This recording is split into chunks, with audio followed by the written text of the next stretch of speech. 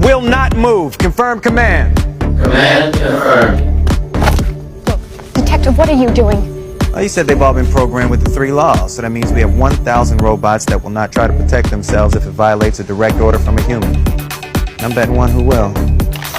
Detective, put your gun down. Why do you give them faces?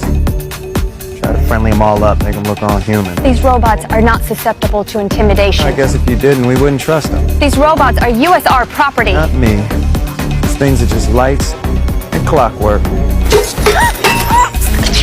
Are you crazy? Let me ask you something, Doc. Does thinking you're the last sane man on the face of the earth make you crazy? Because if it does, maybe I am.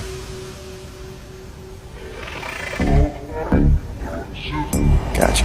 Get the hell out of here!